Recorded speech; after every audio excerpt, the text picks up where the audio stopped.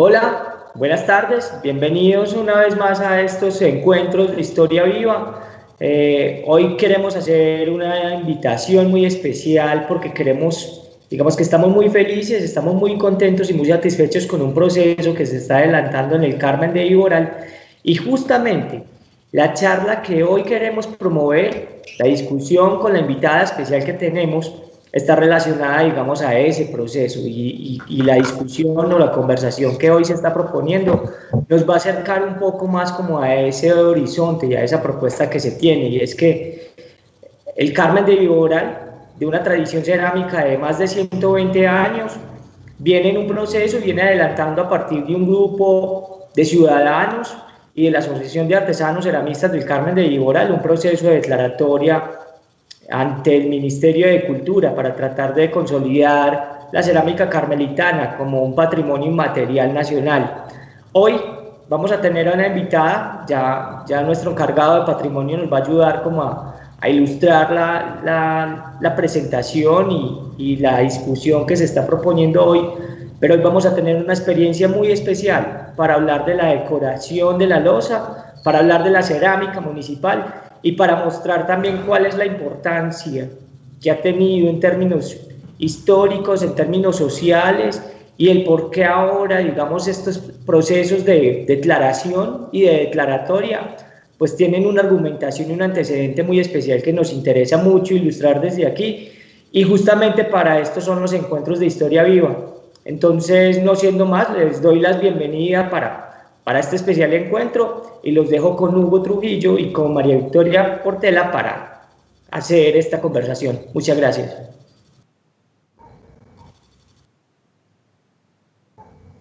Bueno, muchas gracias Jason, director del Instituto de Cultura, por esa presentación. Un agradecimiento muy especial pues a todas las personas que se conectan a través de esta transmisión de Facebook Live. Bienvenidos una vez más a este encuentro con la historia viva del Carmen de Viboral. El día de hoy pues vamos a tocar, como lo mencionaba nuestro director, un tema muy interesante y muy vinculado a ese arraigo y a esa identidad cultural de nuestro municipio, que es la cerámica, ¿cierto? Pero vamos a tocar un tema bien profundo y bien interesante con el tema de patrimonio inmaterial, que está ligado a la decoración, al trabajo de esas mujeres que desde hace muchísimos años vienen plasmando en las losas del Carmen de Viboral esas flores, esos paisajes, esas aves, esos árboles, todo este tema que nos ha identificado con la decoración, ese colorido que tiene la decoración del Carmen de Viboral, que es lo que, digamos, de cierta manera nos identifica y nos representa.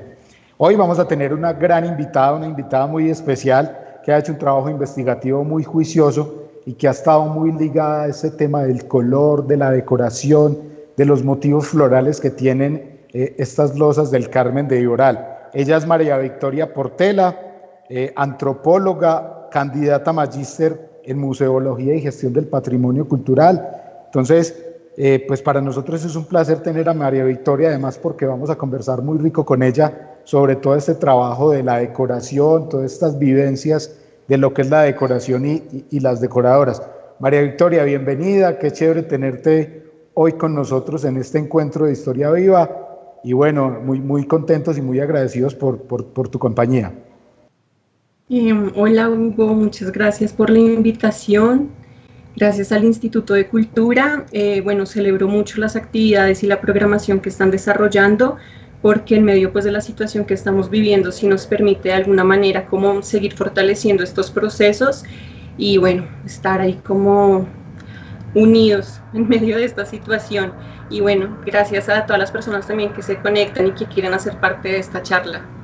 Bueno, claro que sí, María Victoria, muchas gracias. Bueno, sin más preámbulo, pues de nuevo reiterarle el agradecimiento a todas las personas que se conectan a través de esta transmisión de Facebook Live, agradecerle a nuestro director Jason Castro Trujillo, al Instituto de Cultura, a la administración municipal en cabeza de nuestro alcalde John Freddy Quintero. Y bueno, vamos arrancando entonces con este conversatorio que va a estar muy entretenido hoy, conversando sobre este patrimonio inmaterial que son las decoraciones y el trabajo de las decoradoras. María Victoria, para empezar entonces esta conversación, yo creo que fundamental tocar un tema bien interesante ahí, Victoria, y es que hablemos un poco sobre tu experiencia en el campo investigativo, sobre tu experiencia en ese campo investigativo, sobre las decoraciones, sobre ese acercamiento con el oficio de la decoración, la decoradora, el oficio y las decoraciones que hacen parte fundamental también, digamos, de esa dinámica que has venido trabajando y sobre esa misma identidad local que tiene nuestro municipio con el tema de la decoración de la loza, ¿cierto? Entonces, María Victoria, arranquemos a conversar un poquito sobre eso, sobre esa experiencia tuya en el campo investigativo y sobre todo este trabajo de investigación de la decoración y de las decoradoras de loza del Carmen de Viboral. Bueno, pues yo llego al Instituto de Cultura en el 2012 a hacer mi práctica académica de antropología. Al instituto le interesaba que se justificaran los criterios de valoración que exige el Ministerio de Cultura para la inclusión de la técnica de decoración de la cerámica a la lista representativa de patrimonio cultural inmaterial.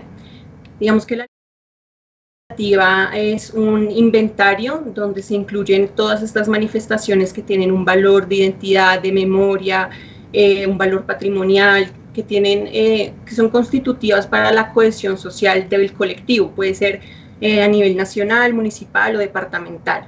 Y el fin último de generar de que la manifestación se incluya en la lista representativa es generar un plan especial de salvaguardia. Y los planes especiales de salvaguardia son los lineamientos y las acciones que se diseñan para tomar medidas de conservación, divulgación y gestión pues integral de ese patrimonio. Entonces, bueno, este fue mi primer acercamiento al campo. Aquí lo que me interesaba era cómo identificar diferentes grupos poblacionales y entender cómo cada grupo poblacional se identificaba y se relacionaba con el oficio, dependiendo de sus intereses y sus necesidades. Ese fue el ejercicio de la lista, pues que es un ejercicio mucho más institucional. Y ya en el 2014 y 2015 hice mi proceso de investigación para la tesis de antropología. Aquí me interesaba particularmente entender cómo las decoradoras de loza se relacionaban con el oficio y cómo se pensaban a través de los objetos que producían. Y esta relación la pude entender en dos campos. Una es en los modos de aprendizaje y enseñanza del oficio, que tiene que ver con la enseñanza tradicional y académica, y lo otro tiene que ver ya como con una experiencia mucho más emocional, sensorial, sensitiva que tiene la decoradora en el momento en que desarrolla la práctica del oficio y toda esta carga pues emocional y simbólica que tiene el oficio para la decoradora. Entonces, bueno, estos fueron los dos ejercicios que desarrollé. Fue un ejercicio etnográfico, de investigación etnográfica, donde pues me interesaba más que tener unos datos históricos o unas fechas así establecidas o unos acontecimientos muy establecidos. Me interesaba era comprender las percepciones, las representaciones, los imaginarios que las personas construyen alrededor del oficio de la decoración, tanto las personas de la comunidad en general como en el segundo caso ya las decoradoras. Esa ha sido mi aproximación. Bueno, Victoria, qué interesante, pues parte de ese trabajo que has hecho, y bueno, la idea es ahondar, digamos, en esos temas hoy. Yo me voy a tomar el atrevimiento de tomar mi celular y de empezar a saludar gente. Victoria, te cuento que este espacio pues también nos permite interactuar con las personas que nos ven a través de esta transmisión de Facebook Live. Hay varias personas ya conectadas, hay muchos saludos por ahí, entonces voy a empezar como a ir saludando a todas esas personas que se conectan. ¿Listo? Bueno, tenemos varios saluditos por ahí. Nos saludan desde México. Alejandra Ramírez Gallardo nos saluda desde México. Nos saluda Kelly Joana Acuña. Nos saluda María Jaramillo. Dice qué alegría verte. Todos los saludos son para Victoria. Bueno, nos saludan desde Anapoima, Rafa y Marujita, puros conocidos de Victoria. Ay, tan lindos. Nos saluda Caterine Rojas y nos saluda doña Beatriz Cecilia Mejía, que no se pierde nuestros encuentros. Un saludo para doña Cecilia. Ay, qué bueno, muchas gracias a todos los que nos acompañan. Bueno, Victoria, sigamos entonces. Yo creo, Victoria, que hay que enfatizar, digamos, un poco en esos indicadores de desarrollo económico y y en, digamos, en ese modo de subsistencia que tienen las decoradoras con su oficio, ¿cierto? Ahí hay algo muy importante a resaltar, digamos, de cierta manera, y es el trabajo de ellas como decoradoras. Además de cada uno de los oficios que tiene la cerámica en nuestro municipio, de cada uno de los talleres que hay, es también ese trabajo de cada una de las personas que le dan valor a ese oficio, ¿cierto? Y si, digamos, de cierta manera, ese oficio les da para vivir. Es importante tocar ese tema, ¿por qué? Porque obviamente sabemos que una decoradora trabaja todo un día, desde las 6 de la mañana casi hasta las 3, 4 de la tarde, seguido pintando, y tiene una familia detrás, ¿cierto? Y que a veces, digamos, de cierta manera pasa, y es que nosotros mismos no valoramos esa pieza de cerámica. Una pieza de cerámica vale 20, 40 mil pesos, y decimos, no, nosotros como buenos colombianos somos muy negociantes, entonces decimos, no, eso está muy costoso, rebájele, pero no nos damos cuenta todo el trabajo que hay detrás de una pieza de cerámica y todo el trabajo, digamos, de una decoradora que se pasa todo un día decorando y pintando, y a veces no valoramos ese trabajo tan bonito que hay. Y más allá de eso, también hay un tema de, digamos, de sustento y sostenibilidad económica, porque esa decoradora con ese trabajo lleva sustento a su casa, porque muchas de ellas también son madres cabeza de hogar, tienen que mercar, tienen que pagar arriendo, tienen que pagar servicios. Entonces también cómo juega, digamos, de cierta manera esa sostenibilidad económica y esa vida de una persona que se dedica a este oficio, ¿cierto? Sí, bueno, esta pregunta me parece muy importante porque cuando yo empecé a hacer mis trabajos de investigación sobre la decoración, cuando yo me acerqué a la bibliografía, se valoraba el oficio de la cerámica como indicador de desarrollo económico y medio de subsistencia, pero poco se hablaba de la relación que las personas desarrollaban con el oficio o establecían con el oficio. Entonces, por eso para mí fue importante hablar de lo emocional. Sin embargo, considero que hay que volver la mirada sobre lo económico, justamente por lo que dices, porque es un medio de subsistencia para las decoradoras y porque la base del oficio es económica también.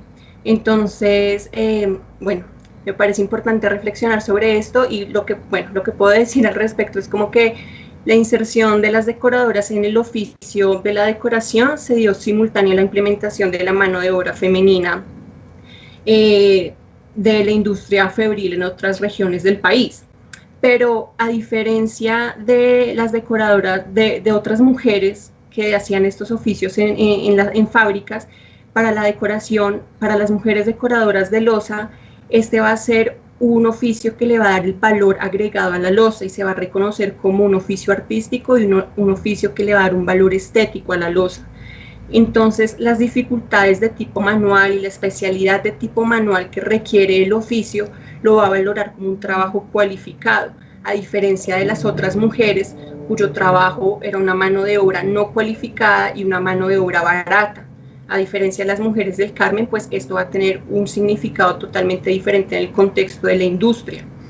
Y entonces, de acuerdo a esto, ellas no van a ser consideradas como obreras, van a ser consideradas como artistas. Y esto va a hacer también que ellas adquieran un lugar privilegiado y un estatus social dentro de la fábrica y dentro de la comunidad en general. Y asimismo, el trabajo, este oficio de la decoración va a ser el trabajo mayor remunerado dentro de la cadena productiva de la cerámica. Entonces, ¿qué significó esto en términos económicos y en términos sociales para las decoradoras? Primero, que se van a apartar del ámbito tradicional que tenían de la vida social, que iban a ser valoradas solamente como esposas, como mujeres o amas de casa, pues. Entonces, en este caso, van a ser reconocidas también como artistas y como proveedoras en el hogar. Para ellas va a ser muy importante saber que tienen un ingreso económico que va a dar el sustento económico a la familia. Y en su aspecto ya, digamos, más emocional, las decoradoras advierten que la decoración es todo, con la decoración han conseguido todo lo que han querido en la vida: oportunidad de trabajo, sostener a la familia, viajar, muchas incluso decían que conocer el mar, todo lo que se han propuesto lo han conseguido a través de la decoración. Entonces el oficio en términos de desarrollo económico y en términos de desarrollo personal, familiar, social, va a ser muy importante para ellas porque les va a ubicar en un lugar muy privilegiado de la sociedad. Pero bueno, esto es como antecedente, digamos, y lo que significó hace pues 40, 50 años cuando empezó el oficio, las mujeres a trabajar en la decoración. Pero, ¿qué significa ahora, digamos, la economía o el oficio como sustento económico para las decoradoras? Yo siento que las condiciones económicas de las decoradoras están determinadas por unas condiciones laborales, y esas condiciones laborales están a su vez condicionadas por las capacidades y las condiciones de producción de cada taller.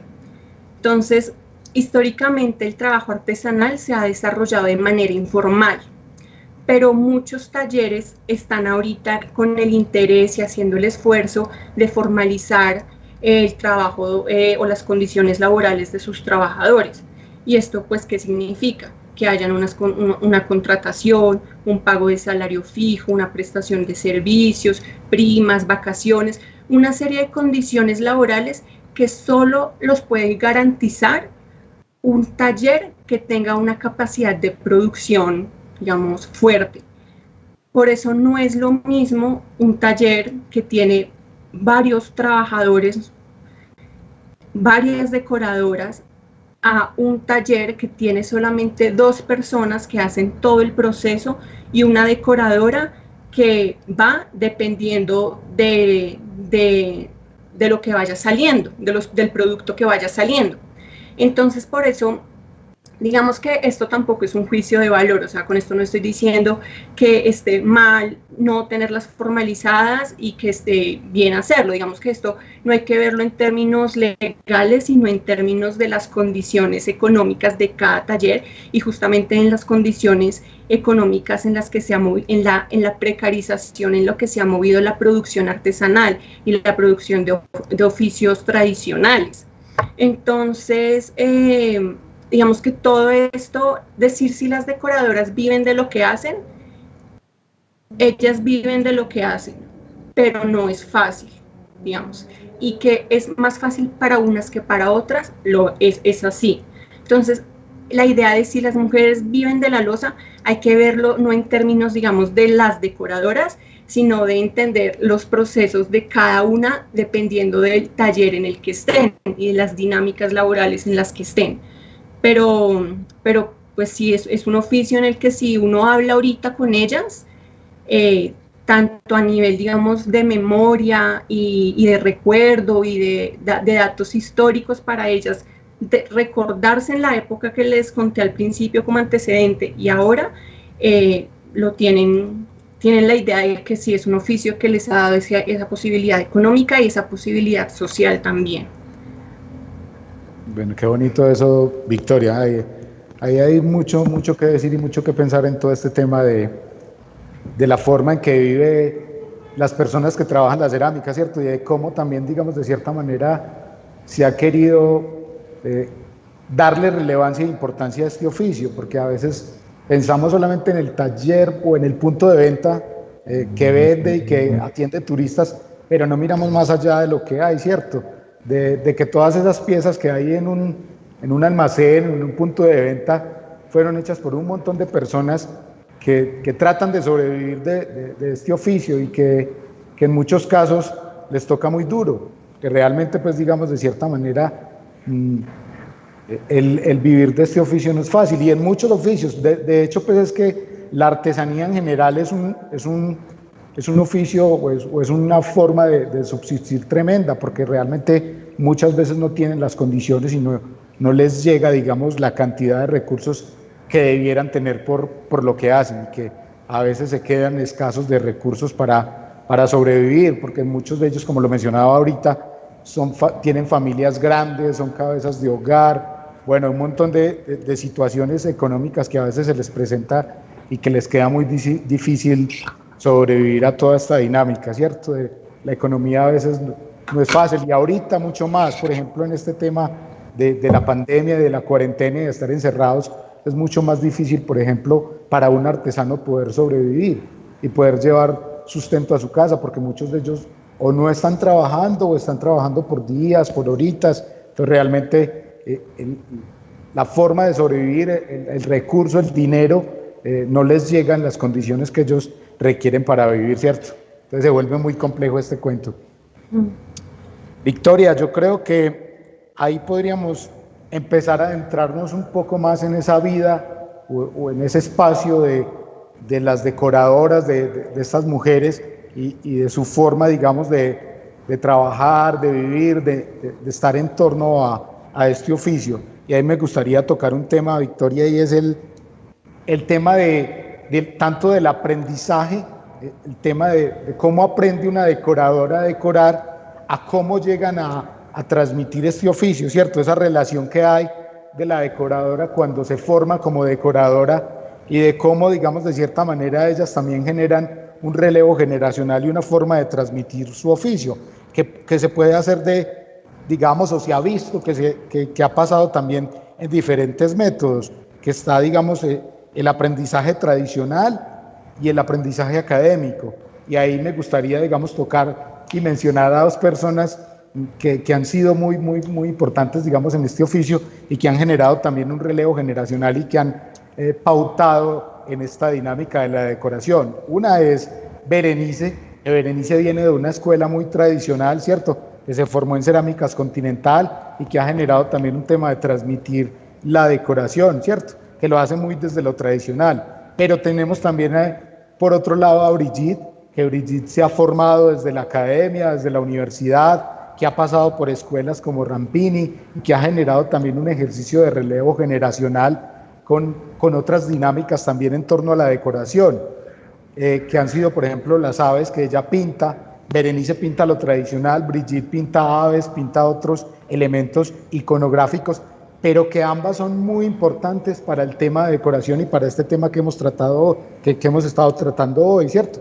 Que ambas generan una identidad en torno a la decoración y que si bien todos estos elementos generan un arraigo identitario, hacen parte de esa iconografía que tú, Victoria, has investigado, ¿cierto? Estamos hablando de la decoración tradicional con las flores, pero que vemos ahorita otras dinámicas decorativas, paisajes, árboles, aves. Entonces genera también un tema de cómo se formaron ellas y cómo lo han ido transmitiendo a través de estos años, de estos procesos decorativos.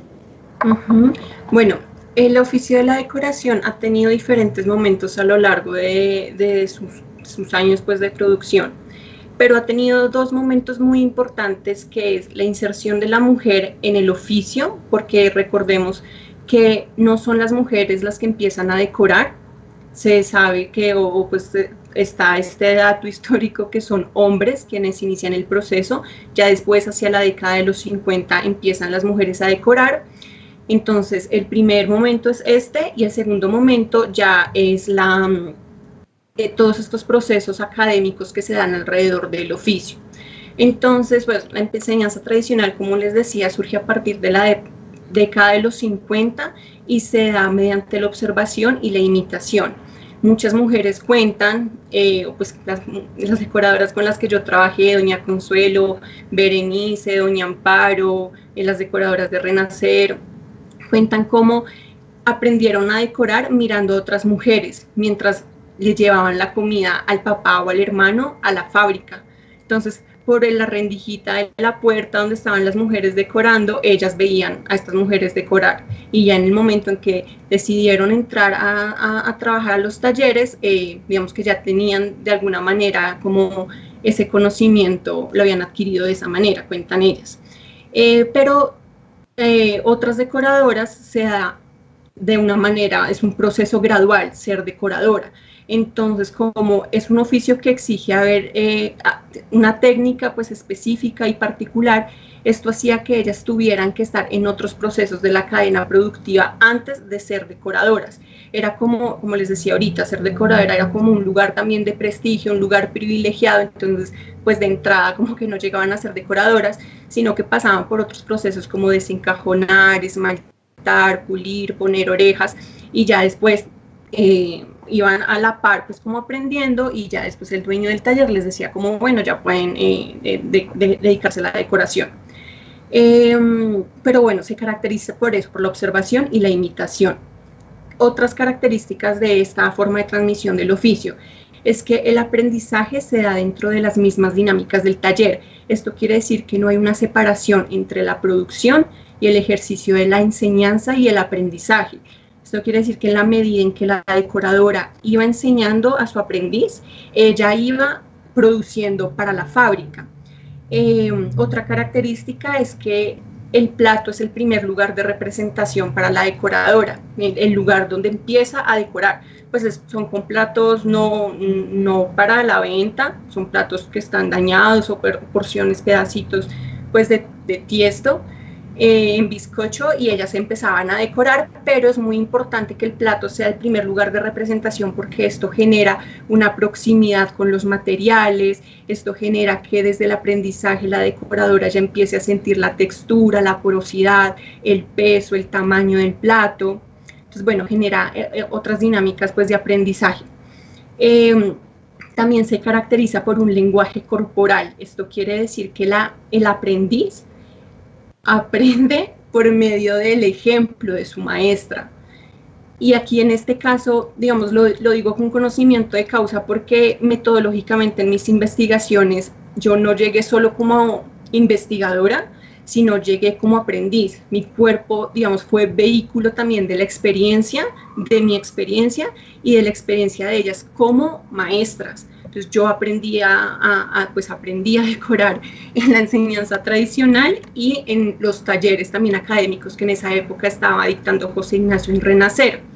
Entonces, bueno, como les decía, es un lenguaje corporal donde yo podía darme cuenta a través del ejemplo de la decoradora cómo ella hacía las cosas, y es una experiencia somática. Esto quiere decir que la maestra verifica el aprendizaje de su aprendiz a través de las sensaciones, a través de tocar su mano, percibir si está tensionada, si tiene miedo. A mí Berenice me decía como no, tiene la mano muy tensionada, tiene que soltarla más. Este tipo de aprendizaje que se da a través del cuerpo. Y bueno, esto va a generar entonces que la relación entre maestro y aprendiz en la enseñanza tradicional sea un aprendizaje mucho más íntimo, ameno, de semejanza, y de que el aprendiz se sienta identificada con su maestra. Estas como las características de este método de aprendizaje. Y ya respecto a la enseñanza académica, digamos que surge a partir de la década de los 90 con José Ignacio capacitando a las decoradoras de la Continental. Ya posteriormente llegan otras instituciones públicas y privadas como el SENA, llega Artesanías de Colombia también, se ubica pues la Escuela Nacional de Cerámica, conocida como ITI, allá en el municipio. El Instituto de Cultura también hace sus talleres en formación de cerámica y decoración. Y en el 2008 ocurre algo muy importante, que es la carrera técnica en artesanías y oficios con énfasis en cerámica de la Universidad de Antioquia, donde se forma Brigitte. Y bueno, hay otras, no sé si propiamente, sí, hay otras decoradoras también, sí. Y bueno, hay otras personas que están dedicadas a sus proyectos propios. Pero bueno, esto va a ser muy importante porque ya no estamos hablando solamente de procesos académicos de enseñanza del oficio, sino de la profesionalización del oficio.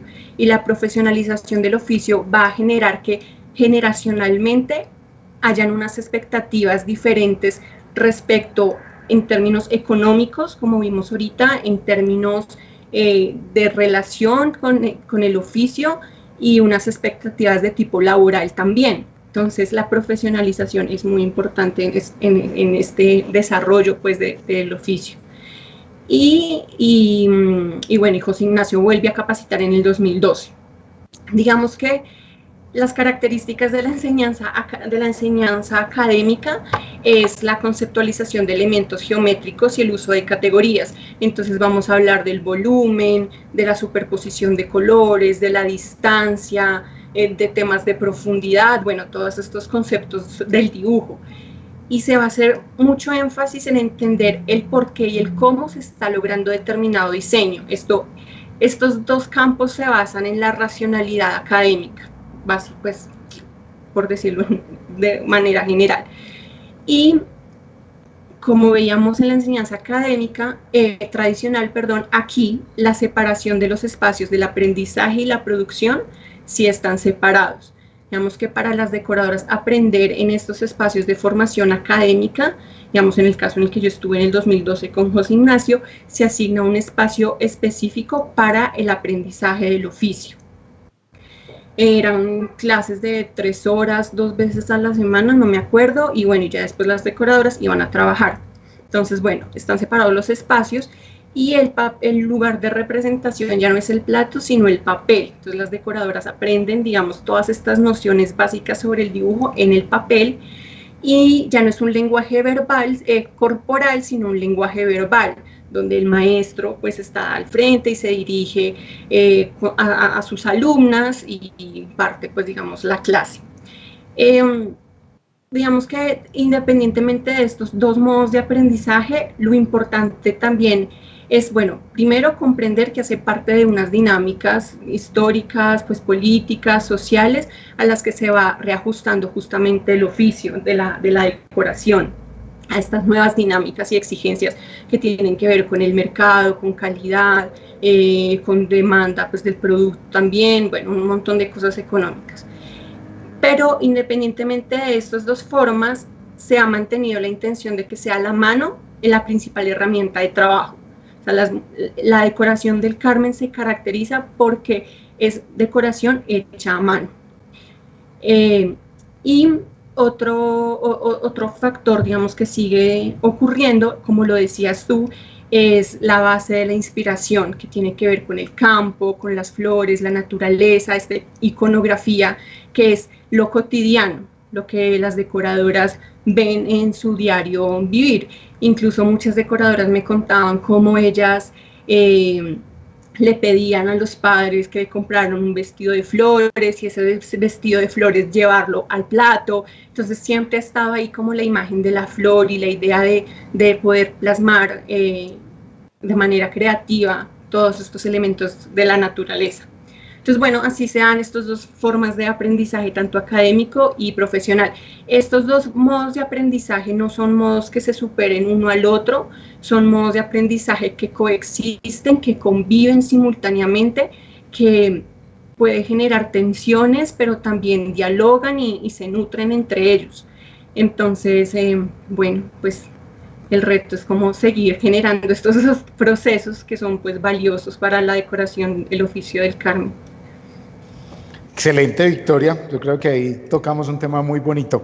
Bueno, yo creo, Victoria, que tomémonos una pausa para aprovechar y hacer los saludos. Tenemos mucha gente conectada que nos quiere saludar, para que Victoria también aproveche y salude a toda esta gente que está por ahí conectada. Antes de pasar a los saludos de las personas que están conectadas, yo sí quiero, y esto lo quiero hacer de manera muy personal y muy del corazón. Ojalá nos estén viendo. Yo quisiera saludar a todas esas decoradoras del municipio, a todas esas mujeres que han decorado cerámica en el Carmen durante muchos años, a los hombres que también han decorado cerámica en el municipio. Un saludo muy especial. Este ejercicio de hoy también es un homenaje a ustedes, a las personas que han decorado esas losas del municipio del Carmen de Doral, a doña Teresa Trujillo, a doña Amparo, a doña Consuelo, a Brigitte, a Berenice, a los hombres que han decorado cerámica. Creo que hay muchas mujeres que han pasado por este oficio y muchos hombres que también, digamos, de cierta manera han pasado por ese oficio y que por ahí en algunos talleres se conservan. El caso, por ejemplo, de Renacer, no sé si hasta el momento pues yo había visto un solo hombre ahí decorando en Renacer.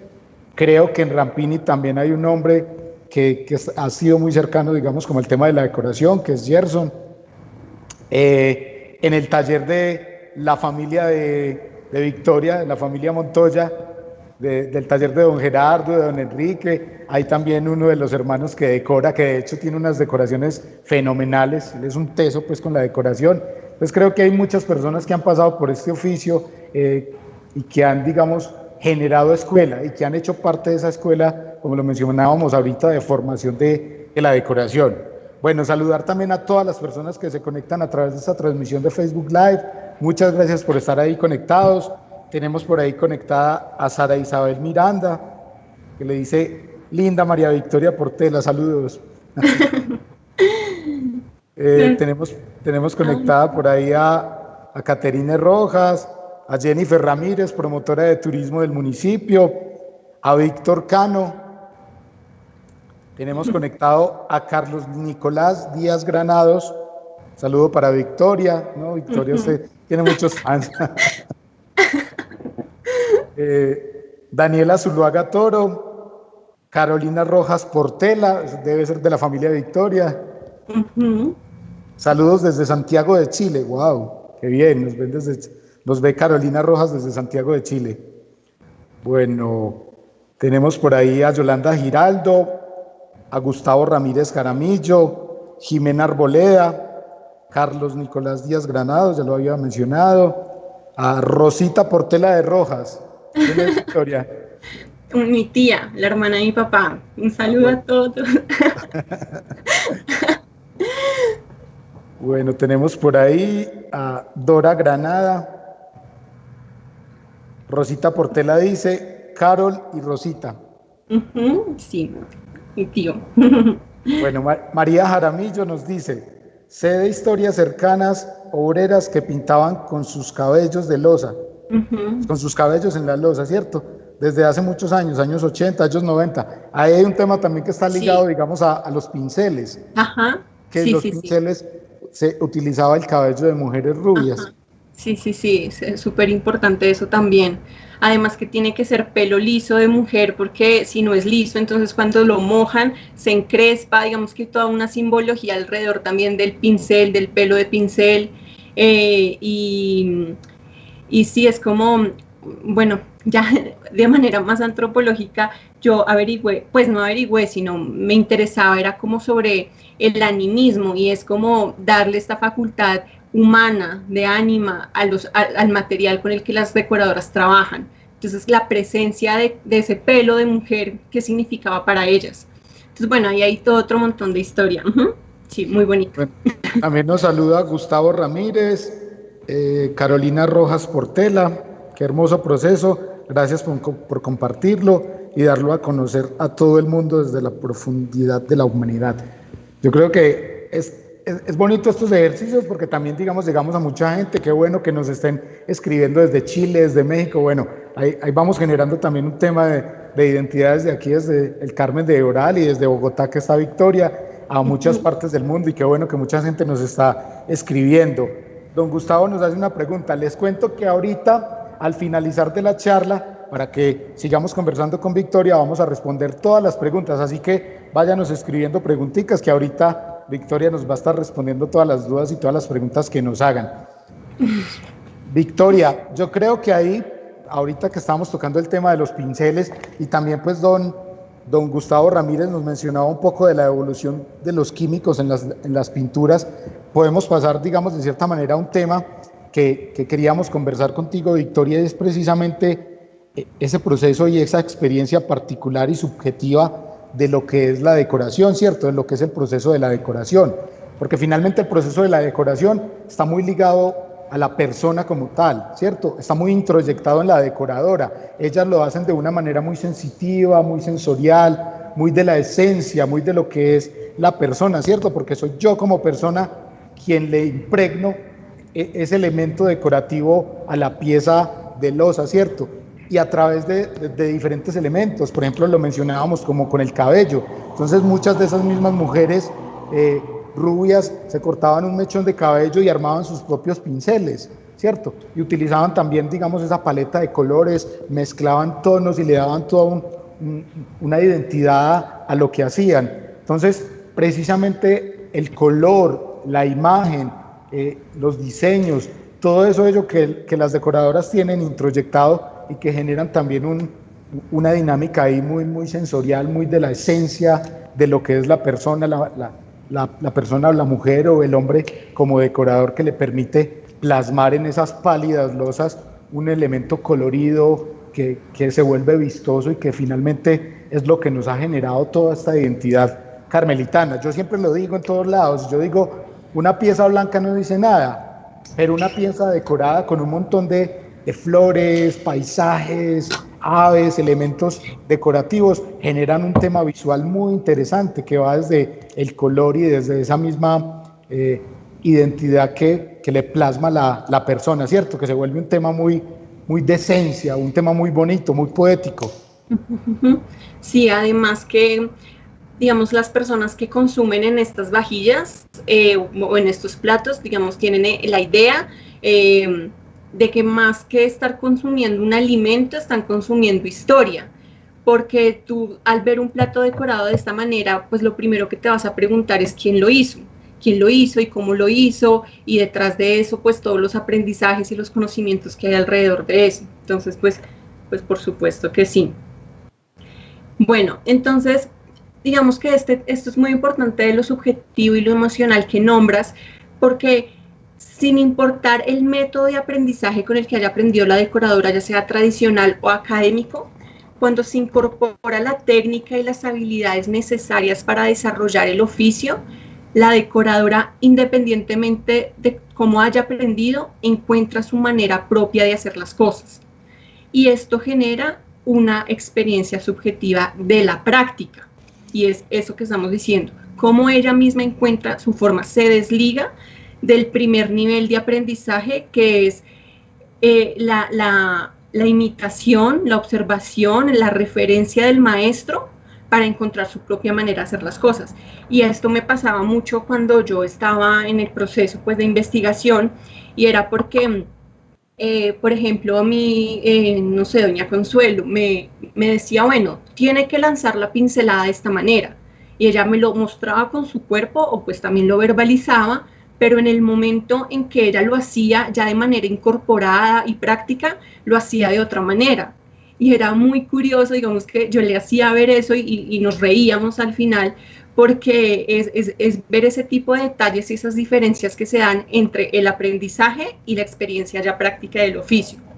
Entonces, toda esta emocionalidad de la que tú hablas, yo la pude, digamos, percibir o rastrear a través de la trayectoria del color.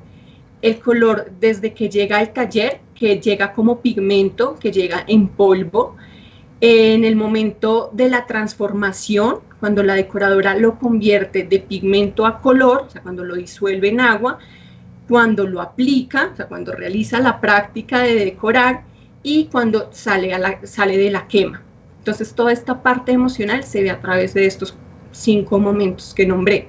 Entonces, por ejemplo, cuando llega el color al taller, la manera en cómo la decoradora distribuye el color dentro de su taller, la manera como los ubica los materiales, cómo los distribuye, la jerarquización que hace de los colores en el taller.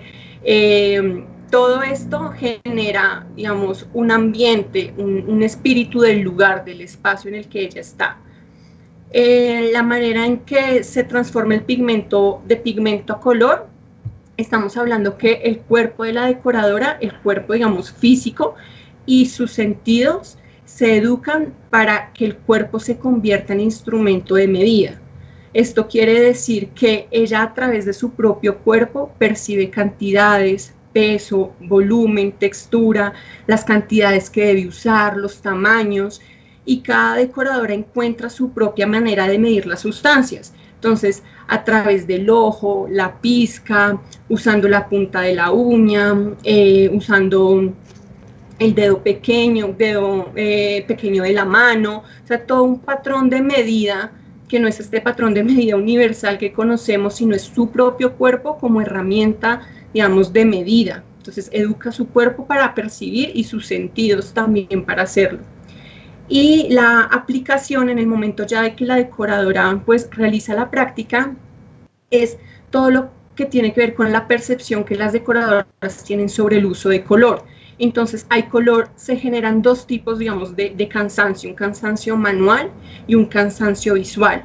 Un cansancio manual que se da con colores menos densos, como un verde, un amarillo, donde la decoradora tiene que pasar varias veces, 2, 3 veces, la pincelada por el mismo trazo para generar el color.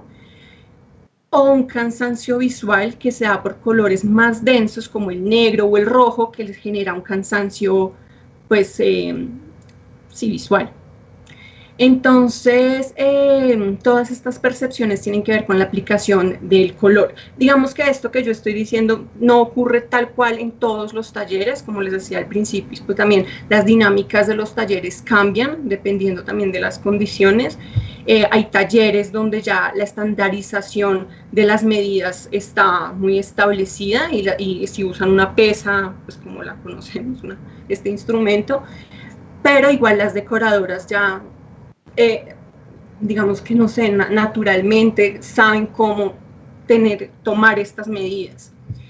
Y entonces, bueno, vemos que el cuerpo es como la huella física de este tema del cansancio manual y el cansancio visual que se produce en el cuerpo de las decoradoras, es la huella física de la práctica. Es un cuerpo que está cansado, un cuerpo que está adolorido, un cuerpo que tiene ciertas, digamos, desgastes, es la presencia de la práctica de ellas en el cuerpo.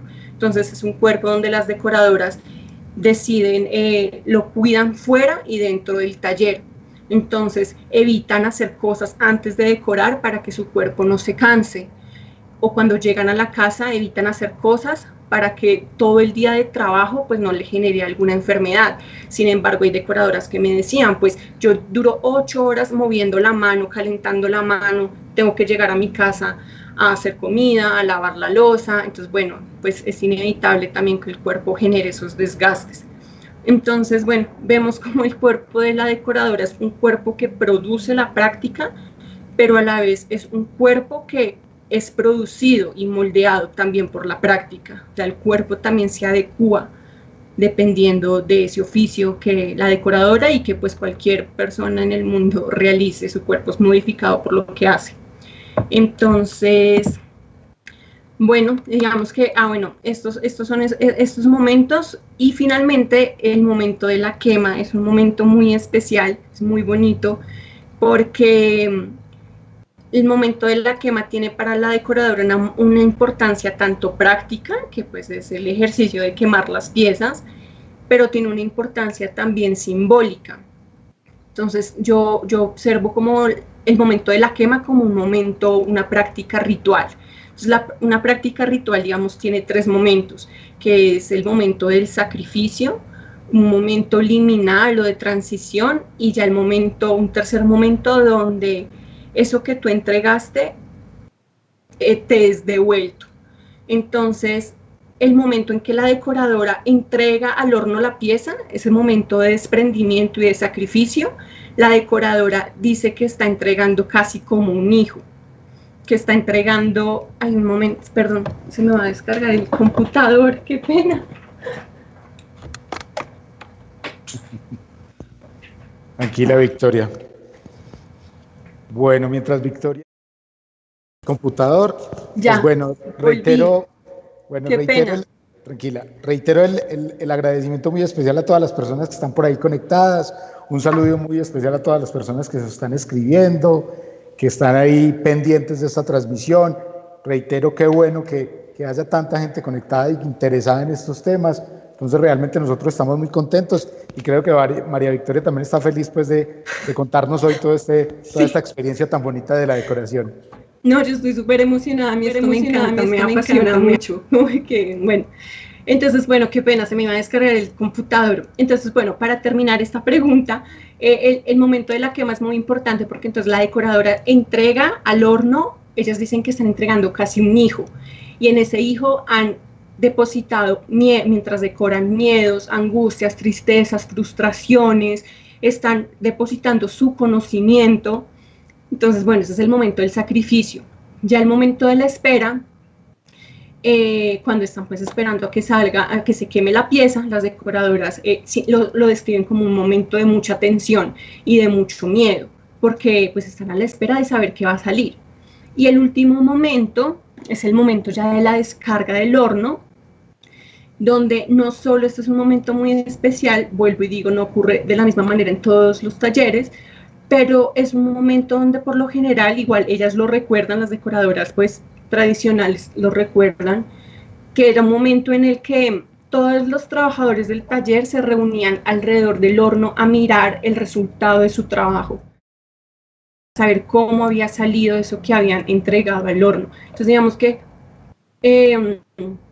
industrialmente hay una clara división social y sexual del trabajo, pero en este caso, en el momento del horno, de sacar las piezas del horno, todos se reúnen alrededor del horno a mirar cómo está el resultado de su trabajo, y es el horno como juez. O sea, el horno en ese momento es el que te dice cómo hiciste tu trabajo. Entonces, bueno, es muy especial toda esta simbología y toda esta carga emotiva que se genera alrededor de la decoración. Y bueno, como hablábamos ahorita de los materiales, justamente hay una etapa, digamos, de conciencia material de las decoradoras en el oficio que se conoce como la metamorfosis, que es la transformación que las decoradoras hacen de las herramientas de trabajo y ponen a prueba toda esta capacidad inventiva. Entonces, como tú lo decías ahorita, ellas usan palitos de bombombún y arman con eso el pincel de esponja, que pues esponja industrial. Cuando empezó la decoración también se sabe que se usaba esponja de mar, y bueno, eso es como un bien súper preciado para ellas. Muy pocas decoradoras tienen esponja de mar, algunas sí, otras ya pues no les tocó esa época. Pero bueno, toda esta transformación de los materiales, como dicen ellas, es motilar el pelito del pincel, adecuarlo a sus necesidades, a la decoración. También cada decoración requiere de un material y una forma diferente. Hay otro estado también de conciencia material, que es la presencia, y esto quiere decir, esto es más o menos como la huella, y es que se puede reconocer la pincelada de cada decoradora.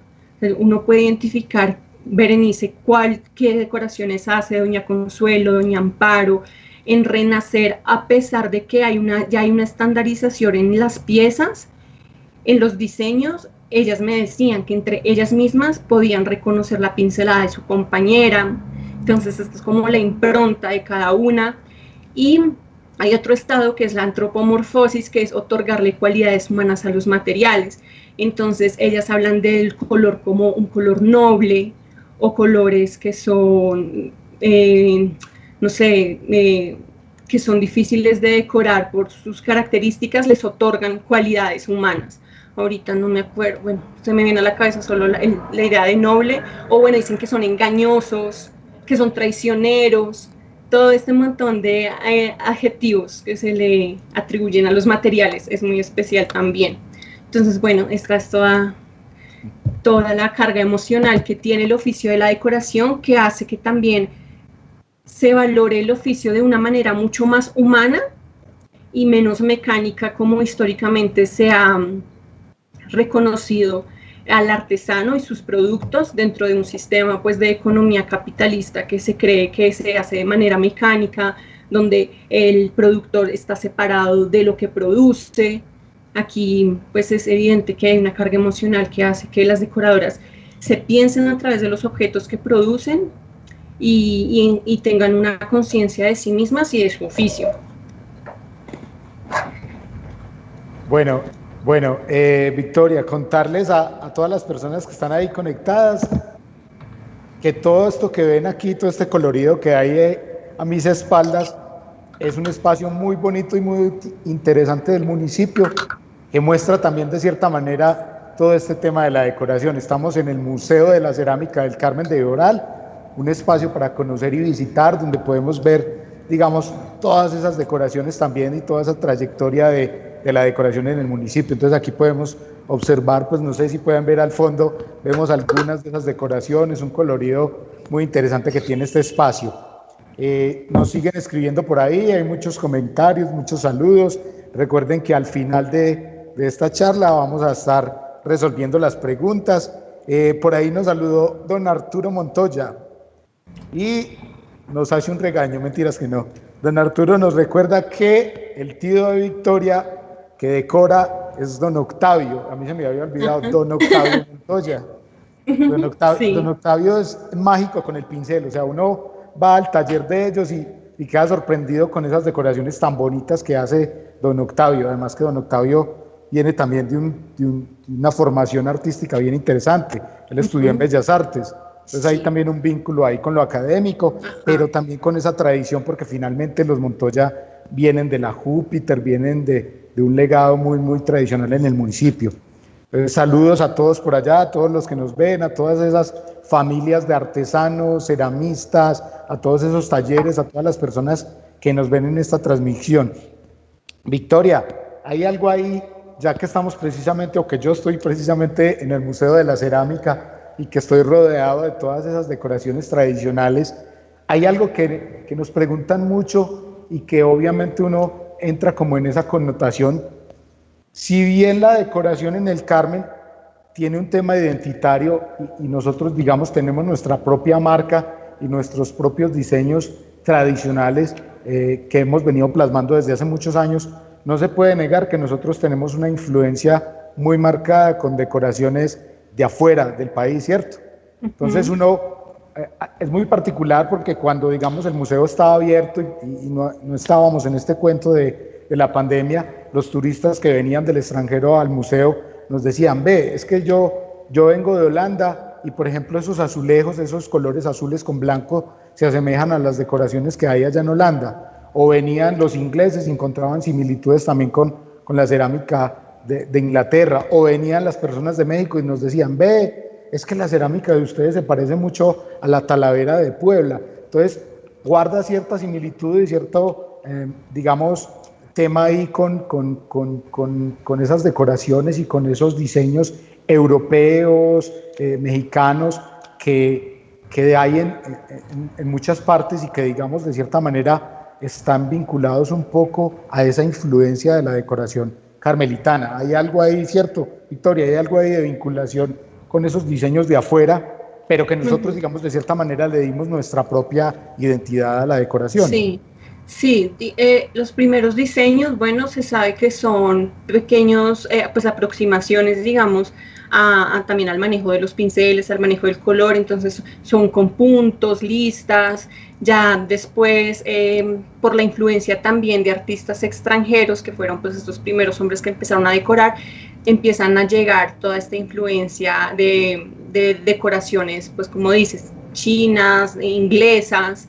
Pero lo que sí es cierto es que cuando la decoradora, cuando la mujer empieza a decorar, empieza a crear, a apropiarse de esta iconografía, pero la empieza a hacer propia a través de eso, de lo que ve, de su experiencia, de su cotidianidad.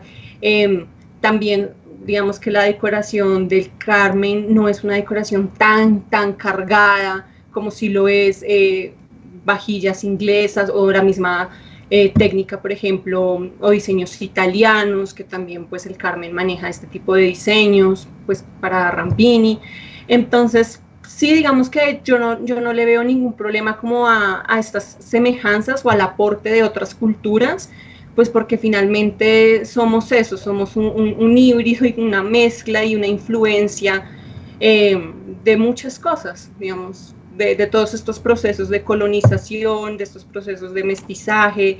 Entonces, pues lo importante es de verdad ver cómo en el imaginario colectivo, tanto a nivel nacional e internacional, las decoradoras del Carmen lograron generar una propuesta pues sí, de ellas, o la decoración pues del Carmen, han logrado esta identidad propia más allá de las influencias que se estén teniendo externas.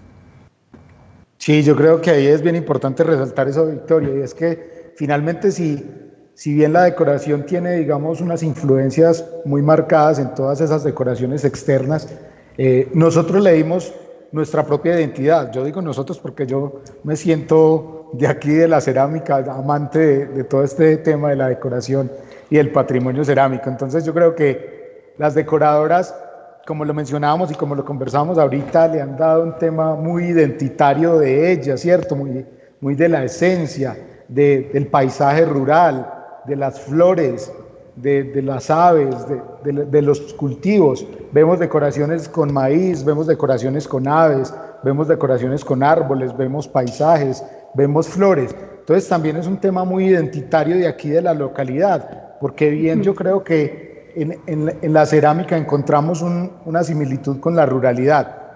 El Carmen es un municipio muy rural y que nos sentimos orgullosos de tener esa identidad campesina y ese paisaje rural campesino de nuestro municipio, y que eso se ve reflejado en las decoraciones, ¿cierto? Sí, sí, sí. De hecho, sí, la decoración es la posibilidad de vincular el mundo rural con lo urbano.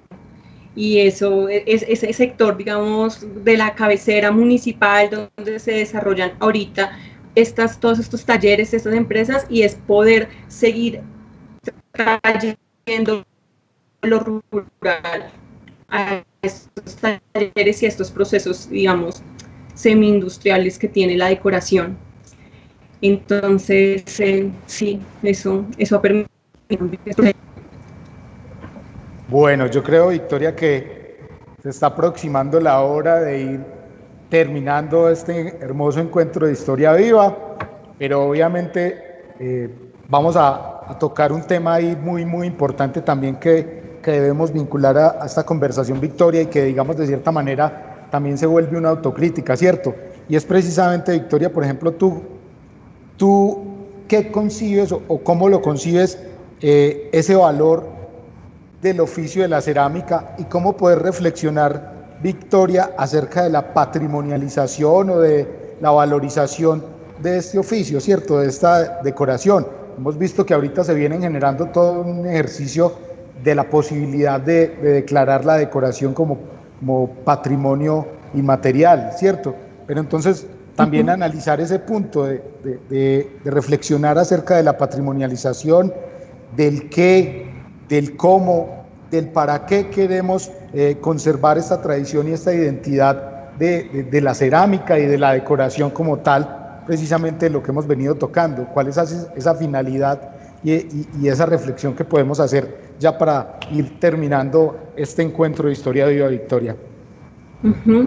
Sí, bueno, digamos que considerar hoy bajo la idea de patrimonio al oficio da cuenta de las valoraciones y las transformaciones que ha tenido a lo largo del tiempo. Digamos que hace unos años decir que la decoración del Carmen era patrimonio, pues eso no, nadie lo nombraba, ¿no? Digamos que no se entendía de esa manera. Entonces nombrarlo como patrimonio da cuenta de todos estos procesos de revaloración que se está haciendo. Pero entonces aquí lo importante, a mí pues siempre me gusta cómo hacer esta aclaración entre las diferencias que hay entre el patrimonio y la patrimonialización. El patrimonio son todas estas prácticas, costumbres, manifestaciones, objetos que colectivamente le otorgamos un valor de tipo histórico, cultural, artístico, identitario, de memoria, o sea, que son constitutivos para nosotros y para nuestra relación como colectivo, para nuestra colectividad. Pero otra cosa es la patrimonialización, y la patrimonialización tiene que ver con una institucionalización de esas prácticas, de esos saberes, y se cree o se ha vendido como esta imagen de que patrimonializar o incluir a una lista representativa de patrimonio cultural inmaterial o incluir a una lista indicativa los bienes de interés cultural es el máximo reconocimiento que puede tener una manifestación o una práctica. Y que es la única manera que tiene para generar un ingreso económico o un apoyo de la nación o un apoyo departamental, municipal. Entonces, digamos que hay que tener cuidado como con estos procesos, porque pues personalmente considero que hay muchos mecanismos de puesta en valor, de divulgación, de conservación, que se pueden hacer de estas manifestaciones sin la necesidad de llegar a un proceso de declaratoria o de iniciar un proceso de incluir a una lista representativa, porque en muchos casos estos procesos pueden ser más, ¿cómo se dice?, como generar más desventajas que los aportes o las ventajas que genera. Entonces, por eso que cuando uno decide hacer estos procesos de patrimonialización tiene que tener mucho cuidado en poder diagnosticar o poder tener en cuenta las condiciones en las que se encuentra esa manifestación, ver sus potencialidades, ver sus debilidades, ver cuáles son los pros y cuáles son los contras de iniciar uno de estos procesos, porque estos procesos ponen en tensión muchas cosas, ponen en tensión muchos intereses, ponen en tensión muchas definiciones, empezando por definir qué es lo tradicional y qué se considera como tradicional de un oficio y qué es lo que queremos conservar como tradicional. Y en muchos casos eso que yo considero como investigador como tradición, puede que para la persona que realiza el proceso o realiza la manifestación no sea tradición.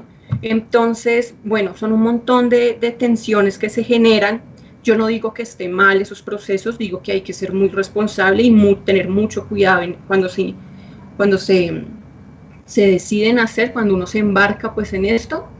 Y esto lo estoy hablando de manera general, ¿no? Como de los procesos de patrimonialización. Pero lo que yo veo con la cerámica del Carmen es que cuando yo hice mi ejercicio de justificar esos criterios de valoración para la inclusión en la lista, vi cómo actualmente el oficio de la cerámica y pues de la decoración está siendo reconocido por, digamos que la mayoría de la colectividad, y se expresa a través de otras manifestaciones artísticas y prácticas de la vida cotidiana. Entonces vemos como hay unas fiestas de la loza que son promovidas institucionalmente, y alrededor de las fiestas de la loza se generan muchas prácticas y muchos oficios alrededor de la fiesta de la loza. Vemos como hay grupos de música que le cantan a la loza, vemos como hay poetas que le escriben a la loza, vemos como hay grupos de teatro que representan escenas sobre el oficio. Entonces, siento que hay un montón de manifestaciones y de prácticas que ocurren al interior del municipio, que reúnen a toda la colectividad y que reúnen a diferentes grupos poblacionales con sus diferentes intereses, y que están poniendo en valor y hacen procesos de valoración y de conservación, porque eso también es conservar, eso es divulgar, eso es proteger el patrimonio. Pues el patrimonio del Carmen, que es la decoración, que ya es patrimonio. Digamos que eso no es patrimonio porque se incluye en una lista, o no es patrimonio porque el Ministerio de Cultura le dé un presupuesto. Es patrimonio porque ya es importante para ustedes, para nosotros, para mí también es importante. Entonces ya de entrada ya lo es. Entonces yo veo que hay muchas dinámicas que se están generando alrededor del oficio, que no necesariamente tienen que acudir a estos procesos, por lo que te digo que, o sea, no digo que esté mal, pero se generan desventajas como también, pues, buenas situaciones. Entonces, bueno, hay que ser muy críticos, es lo que quiero decir, frente a esos procesos de patrimonialización. Tener en cuenta las comunidades, trabajar con todos los grupos sociales que están alrededor del oficio, quienes lo producen, digamos, no solamente quienes disfrutan de él, como todas las personas del pueblo que lo disfrutan y lo viven y se sienten identificados con él, no solo ellos, sino es muy importante trabajar con los productores, con los artesanos, con las artesanas, saber que se están adelantando estos procesos. Digamos que muchas veces estos procesos de patrimonialización también lo que hacen es homogenizar la práctica. Entonces se considera la cerámica del Carmen, ¿sí? Y la cerámica del Carmen no es una marca, digamos que no existe la cerámica del Carmen. Existen una serie de procesos y de particularidades y de talleres, unos más grandes que otros, uno con unas dificultades más que otros, que producen la cerámica del Carmen. Entonces, de hecho, los procesos ahorita en estos momentos que deberían más apuntar a la conservación del oficio también es a potencializar estos pequeños talleres, que vemos que pues por todas estas dinámicas de las que hablamos, económicas, de producción, pues hay veces pueden tender a desaparecer, ahí hay que poner mucha atención. Entonces, sí, evitar el eslogan de la cerámica del Carmen como una sola, porque en realidad son muchas dinámicas las que producen esa idea, y que justamente la cerámica pues no esté representada por uno o dos talleres, sino lograr fortalecer toda la economía que ocurre alrededor de la cerámica. Eso es lo que yo pienso sobre la patrimonialización. Victoria, me parece muy interesante eso que mencionas y me gustó mucho esa última parte, precisamente porque yo creo, y esto lo digo pues a manera personal, yo creo que en esos ejercicios de patrimonialización o de valorización o de apropiación de ese patrimonio, además del elemento físico, hay que darle esa relevancia y esa importancia a la persona, ¿cierto? Porque además de la pieza como tal, del elemento o de la pieza cerámica, hay una historia detrás, ¿cierto? Hay unas manos de un montón de personas que hicieron posible esa pieza, que a veces, digamos, de cierta manera, nosotros hacemos un ejercicio de valorización o de patrimonialización, o hacemos una charla, una conferencia como estas, y digamos que de cierta manera no mencionamos o no esbozamos la importancia de la persona como tal. Hemos hablado a lo largo de esta conferencia de esa importancia de la decoradora, de la persona, de ese amor, de esa esencia que ella le pone, porque yo creo que, y creo que no me voy a equivocar aquí, es que cada una de esas personas, o cada una de esas decoradoras, o cada uno de esos artesanos, a la hora de sacar una pieza del horno, después de haber pasado por un largo proceso y llegado a la parte final, es como parir un hijo, que de hecho sí. Muchas decoradoras lo mencionan así o lo esbozan así. O sea, esa pieza que salió de ahí del horno es un hijito, un hijo mío que me costó muchísimo esfuerzo sacarlo a producir. Entonces yo creo que también es muy importante valorar ese oficio y esa persona. Y son ellos los que, digamos, de cierta manera cuentan aún más ese valor que tiene la cerámica. Porque a veces somos muy dados a que nosotros, digamos, externamente hablamos, contamos, pues digamos, nos la creemos y nos gusta mucho este oficio, pero no nos la sabemos toda. ¿Y quién realmente se sabe esto? El artesano, un don Bernardo que lleva muchísimos años trabajando el oficio, que se sabe un montón de historias, que se sabe un montón de técnicas, que sabe un montón de fórmulas. O sea, una Berenice, una Brigitte que han experimentado, que se han gastado el tiempo de conocer, de aprender, de trabajar, de experimentar. Entonces son ellos realmente los que generan, digamos, esa esencia y ese conocimiento. Uno conversa con ellos y uno queda impresionado pues por todo ese conocimiento que tienen, y obviamente a uno le queda mucho más claro cuál es ese valor que se le debe dar a la cerámica, ¿cierto? Sí. Pues siento que hay en estos procesos de patrimonio y de patrimonialización, hay diferentes niveles de responsabilidad y diferentes escalas de responsabilidad. Entonces, pues digamos que ese primer nivel al que te refieres están los portadores y los artífices, o sea, quienes desarrollan esta práctica y quienes saben las dificultades que tiene. Y lo que les decía ahorita, digamos, si decimos en una lista representativa de patrimonio que lo tradicional, voy a poner un ejemplo, ¿no? Esto no es cierto, pero es que eso es lo único que se me ocurre.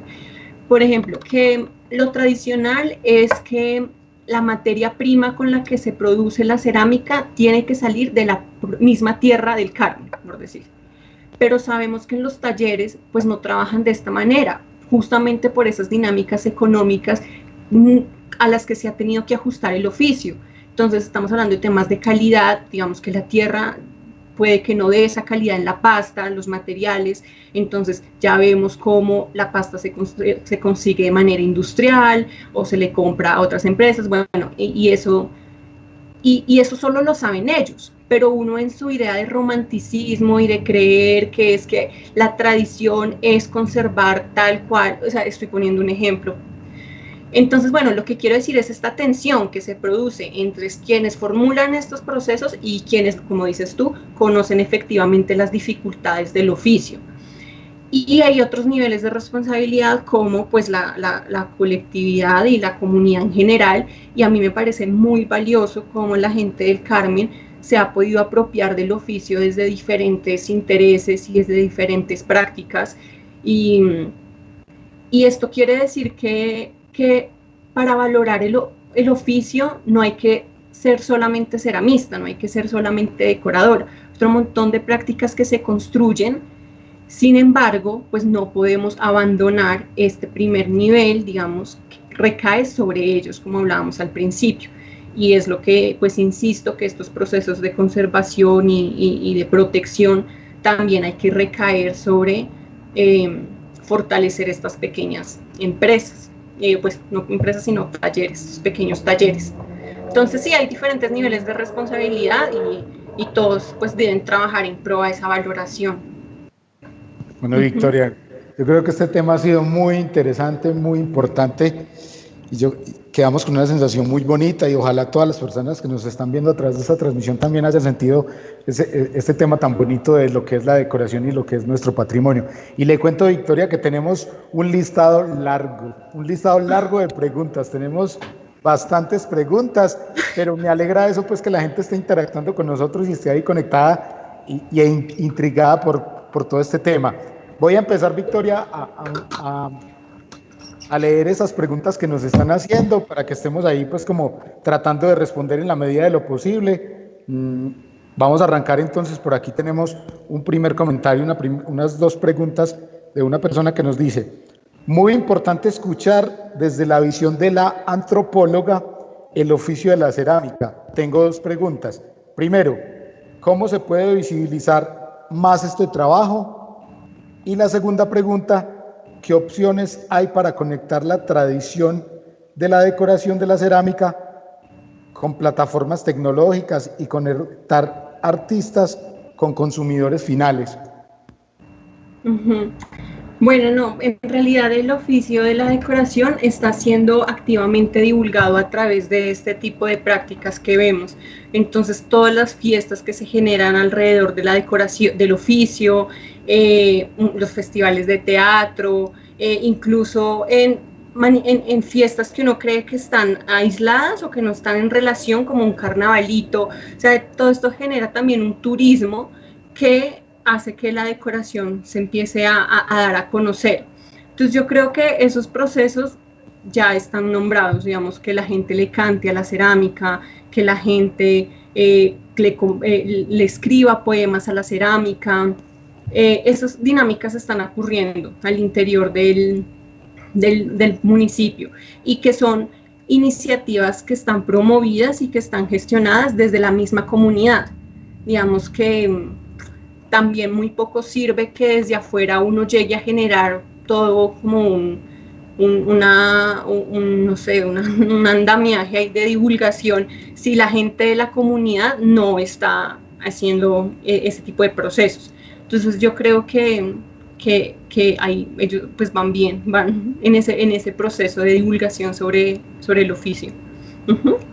Claro, además, Victoria, pues yo creo que pues antes de que se diera esto de la pandemia y de la cuarentena, muchos talleres se han abierto el espacio, digamos, para que la gente pueda entrar, conocer los procesos, conocer los oficios, que es muy bonito también porque el mismo artesano abre su espacio, abre su taller para que la gente pueda entrar, recorrerlo, conocer el oficio. En algunos casos, y desde aquí, desde el Instituto de Cultura, hemos direccionado talleres interactivos del oficio cerámico que permite que la persona que venga al municipio pueda interactuar con el oficio, pueda untarse de barro, aprender a pintar. Y bueno, se han generado también muchas dinámicas en torno a que la gente pueda verlo. De hecho, las plataformas digitales han servido también, digamos, de cierta manera para eso, a través de la página web del Instituto de Cultura. Además, cada taller, y esto obviamente me gustaría que digamos nos ayudaran a responder los mismos artesanos y los mismos talleres que de pronto estén ahí conectados, y es que ellos tienen sus plataformas digitales, tienen su página de Facebook, tienen su página web, ellos desde ahí promocionan y promueven el oficio, tienen videos, audios, imágenes, textos. Entonces los mismos talleres vienen generando también una dinámica de promoción del oficio, ¿cierto? Sí, y iba a decir algo, que estas dinámicas que ocurren dentro de los talleres es muy interesante porque se vuelven casi que unos centros de interpretación, y es cómo la gente, el visitante, puede ir al lugar y puede experimentar, puede tener una experiencia vívida, por así decirlo, del oficio, de cómo ocurre el oficio de manera real y en tiempo real. Entonces, eso es muy importante porque estamos hablando de que el patrimonio del Carmen, desde la decoración y del oficio, es un patrimonio que está vivo. Digamos que el patrimonio inmaterial esa es la dificultad, hay veces también de hacer estos procesos de patrimonialización enfocados al patrimonio inmaterial, porque el patrimonio inmaterial es algo que se vive diariamente y que está transformándose también con el tiempo, y que cómo en un documento yo puedo decir qué es lo tradicional, o cómo puedo decir que hay que conservarlo si esto se está transformando diariamente. Entonces, justamente que las personas puedan ir a experimentar, también tocar, percibir, darse cuenta de las dificultades, porque muchas veces, como decías ahora, se valora el producto, pero no se valora todo lo que hay detrás de esa realización. Entonces es muy interesante cómo los talleres están generando esos espacios también ahí para el turista. Listo, Victoria. Bueno, sigamos resolviendo todas estas incógnitas de nuestros escuchas, televidentes, conectados ahí a través del Facebook Live. Victoria, nos pregunta Gustavo Ramírez Jaramillo: ¿es evidente la evolución de la química de las pinturas? ¿Cómo ha evolucionado los motivos decorativos desde los inicios hasta ahorita, hasta la fecha? Bueno, como les decía ahorita, se empezaron a explorar al inicio como motivos muy sencillos. Entonces al principio eran solamente listas que bordeaban la pieza, punticos con pincel de esponja. Ya después, con el tiempo, empiezan a desarrollarse otro tipo de decoraciones mucho más complejas, que generan, pues no digamos que no drásticamente, pero sí generan un volumen en la imagen, una superposición de color, de pronto entonces intentan hacer algo de sombra. Entonces sí ha habido como esta transformación de pasar de un lenguaje y de una estética muy plana a pasar a unos diseños mucho más, un poco más complejos. Aquí, bueno, sí hay que resaltar que muchas de las decoraciones que hoy conocemos como tradicionales fueron decoraciones que se diseñaron por el profesor José Ignacio, para el catálogo de la fábrica Continental. Digamos que cuando la Continental cierran, tengo entendido, si estoy equivocada, pues que me corrija alguien que sepa, no las alcanzan a producir en Continental porque la Continental cierra, pero estas decoraciones empiezan, digamos que algunas ya a divulgarse entre los talleres, y es hoy las que todos los talleres pues se hacen y se consideran como tradicionales. Y ya también pues José Ignacio empieza a diseñar otras decoraciones que se producen propiamente pues en Renacer, y muchas decoradoras pues como a ojo y pues en medio también de su aproximación y de su experiencia y de su aprendizaje, también las no quiero decir imitan, pero pues sí, bueno, las plasman y las apropian también, desarrollan a partir de esa base de la decoración nuevas propuestas. Entonces, bueno, así ha sido más o menos este proceso. También se sabe, pues como dato histórico, que hacia la década de los 60 más o menos se da un primer declive en la decoración, pues una primera crisis en el oficio de la cerámica, y es justamente porque se abandona la mano como principal herramienta de trabajo y se empiezan a usar otras técnicas como el sello, el aerógrafo, la calcomanía, pero pues esto le quita el valor artesanal y estético y pues artístico de la loza, y retoman nuevamente la mano. Entonces, pues el oficio también pasó, y la cerámica, la producción de cerámica pasó también como por estas tendencias de querer generar mayor producción en menor tiempo, pero pues obviamente esto no tuvo el impacto que quería tener. Entonces también pasaron por eso. Listo, Victoria. Por aquí tenemos más preguntas y más dudas.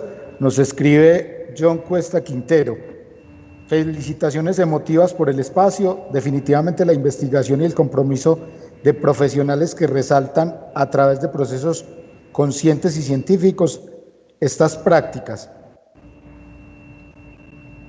Me perdí.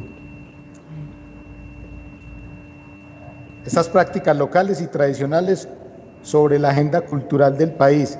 Es sumamente importante y motivante, pues genera identidad y apropiación de nuestro patrimonio.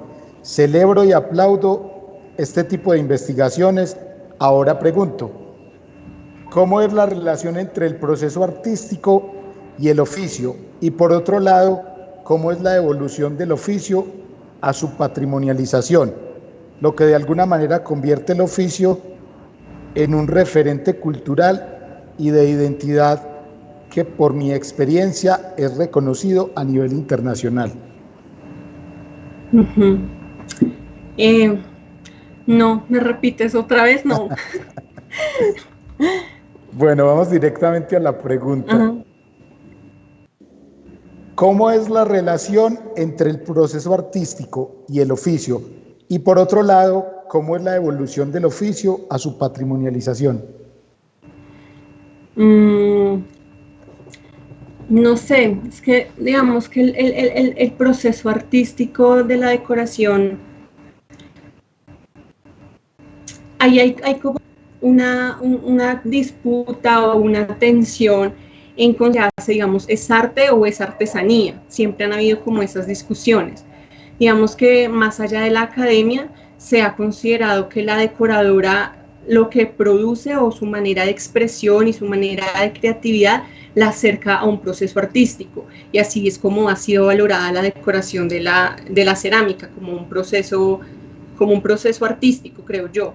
Pero entonces esto no es como que haya tenido una evolución que pasó de ser considerado como la decoración en términos artesanales para pasar a convertirse en temas dentro del campo del arte, incluso ni siquiera con el aprendizaje académico del oficio, tampoco ocurre. Entonces siempre ha estado presente ese imaginario y esa percepción de lo que se produce es un componente artístico y estético, es un lenguaje, digamos, ahí, visual sobre la decoración. No sé si entendí bien, pero bueno. Bueno, Victoria, tenemos muchas preguntas.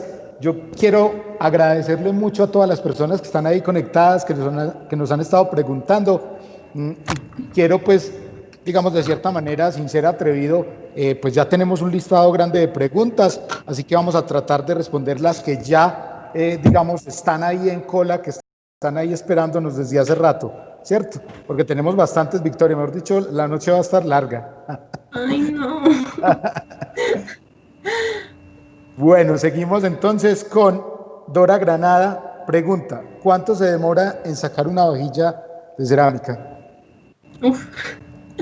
Uy, no sé. Pues es que depende de muchas cosas. Depende de la decoración y de las dificultades, pues de la complejidad de la decoración, de la pinta, del diseño. Depende del tamaño, depende de la cantidad de piezas. Entonces no sabría. Yo en realidad, pues digamos, algunas de las decoradoras me decían que solo pues decorando, además que cada vajilla también tiene diferentes, ¿cómo se diría? Como, sí, bueno, diferentes, está compuesta por diferentes objetos. Entonces está el plato grande, pequeño, el pocillo, bueno. Pero bueno, ellas en promedio podían decorar unas 20, 30 platos en el día. Pero no sé, no sabría de responder cuánto tiempo. Pues depende de todos estos factores. Bueno, Victoria, la misma Dora Granada nos pregunta por qué la gente del Carmen es tan sensible a este arte manual. Y yo creo que ahí, pues yo como carmelitano le respondería que realmente nosotros tenemos este arte o esta identidad o este patrimonio muy introyectado porque la cerámica en el Carmen lleva muchísimos años, ¿cierto? Llevamos más de 122 años de una tradición y un legado cultural, y de cierta manera muchas de las familias del Carmen nos criamos con este oficio, ¿cierto? Mi papá, mi abuelo trabajó en fábricas de cerámica. Yo me acuerdo que, por ejemplo, yo iba a llevarle el almuerzo a mi papá a una fábrica de cerámica. Entonces, de cierta manera, muchas de la población carmelitana, muchas de las familias carmelitanas, estamos vinculados sentimentalmente con este oficio, porque nuestros padres, nuestros abuelos trabajaron en fábricas, porque nosotros mismos íbamos a las fábricas a que nos regalaran tiesticos de cerámica para jugar. Entonces, hemos estado muy vinculados desde muy chicos a esta identidad y a esta tradición, y nos ha tocado vivir todos estos procesos de los artesanos, del ceramista, de la misma carbonilla que sacaba Cerámicas Continental, que en muchas casas esa carbonilla la utilizaban para cocinar. Entonces ha sido como ese encuentro familiar con la tradición. ¿Algo que quieras decir tú, Victoria? Sí, eso es básicamente, y también justamente como fue un oficio, un trabajo que se empezó a desarrollar con tanto potencial, y que generó un proceso económico tan fuerte dentro de la comunidad, pues dentro del pueblo, donde varios integrantes de una misma familia estaban dedicados al trabajo en una fábrica. Entonces esto también permitió que esos procesos migratorios no se dieran tan fácil como en otras regiones del país.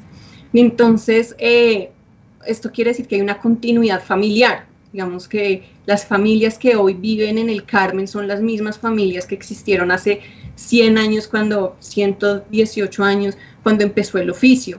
Entonces esto genera, pues evidentemente, un arraigo territorial muy fuerte. Listo, Victoria, seguimos entonces por aquí. Bueno, tenemos a María Jaramillo. En 1945, las mujeres que pintaban la loza eran discriminadas en la sociedad del pueblo, eran obreras. ¿Será que algún día se les rinde un homenaje a esas decoradoras artistas ignoradas por mucho tiempo? Bueno, es particular esta anécdota, y pues esto es lo importante y lo interesante del diálogo, porque pues yo siempre he dicho que pues que estos procesos además no buscan una única verdad, sino no es tener una verdad sobre los hechos. Entonces digamos que en mi proceso de investigación la idea siempre o el recuerdo más relevante era que las mujeres habían adquirido un estatus social importante dentro de la comunidad, justamente. Pero bueno, este dato está muy importante. Lo que yo sí sé, por ejemplo, es que las decoradoras cuentan, a modo de chiste, que como ellas estaban dedicadas al oficio, pues al trabajo en la fábrica, a los hombres no les gustaban las mujeres que decoraban porque no sabían cocinar. Entonces ahí eso justamente rompe como con este imaginario de mujeres solamente como esposas. Entonces sí había, digamos, como estas tensiones así entre el género y a lo que tradicionalmente la mujer tenía que dedicarse. Y también recuerdo que las decoradoras me cuentan que sí se generaban como una serie de tensiones, envidias, por así decirlo, entre las decoradoras de cada taller, y habían unas que manejaban ya los pinceles y otras que no, que manejaban solamente la esponja y la ponían directamente en el color. Y esto hacía que ellas sus dedos se mancharan, y este era un factor diferenciador entre las decoradoras de diferentes talleres. Entonces entre ellas decían, como no, ellas todavía no usan el pincel porque tienen los dedos manchados, y bueno, y entre ellas sí se generaban este tipo así de tensiones. Pero bueno, respecto a la pregunta, no, nunca había tenido como esta idea, y pues sigue, yo en el Carmen ya llevan mucho tiempo dedicándole fiestas y homenajes a las decoradoras. Ya se viene como implementando este tipo de homenajes a ellas. Seguramente habrá que hacer muchos más y vincularlas también a otros procesos, pero sí que no sea solamente ellas como un referente histórico, sino como un referente activo que aporta también a las dinámicas de estos momentos. Pero sí ocurre, sí se le han hecho homenajes. Victoria, yo creo que siempre las llevamos presentes también, y hay algo muy particular, y es que muchas de las decoraciones llevan el nombre de esas decoradoras, y por ejemplo nosotros siempre tenemos presente a una doña Carmelina, a una Florelba, ¿cierto? Igual, por ejemplo, doña Consuelo y doña Amparo, que hacen parte de ese grupo grande de decoradoras tradicionales de hace muchísimos años. Yo creo que esas decoradoras siempre han estado ahí presentes con nosotros. Doña Carmelina, obvio, que nos dejó un legado grande con esa decoración, que hace parte también de un tema identitario e iconográfico. Florelba, hombre, hay un tema ahí bien importante con la misma decoración y con las decoradoras. Bueno, reitero el agradecimiento muy especial a todas las personas que están conectadas. Yo creo que esto fue un éxito, Victoria. Tenemos muchísimos comentarios. Ay, yo los respondo si quieren. Después por correo se los envío a todos. Exacto, después les respondemos a todos, Victoria les responde por correo. Tenemos muchos comentarios y muchas preguntas, y como lo mencioné, vamos a tratar de responder pues como las más puntuales y las que ya teníamos en cola, porque realmente tenemos muchas y se nos hace muy extenso el conversatorio, y Victoria obviamente ya debe estar cansada y bueno, pero seguimos que todavía tenemos unas varias por ahí. Nos pregunta nuestro queridísimo director Jason Castro Trujillo. El patrimonio, grosso modo, representa la valoración de los bienes más elevados de una comunidad, los elementos simbólicos más representativos de nuestra organización social. La cerámica para el Carmen de Viboral transita en términos patrimoniales desde sus soportes materiales, pero asimismo inmateriales. Hablando de la decoración y otros oficios, tengo dos preguntas. La primera, ¿consideras que la posibilidad que está en proceso de postular la cerámica carmelitana como patrimonio nacional, conviene más adelante esta declaratoria en términos de concebir la cerámica como patrimonio material e inmaterial? Respondamos si quieres esa primera y ya pasamos a la otra de Jason.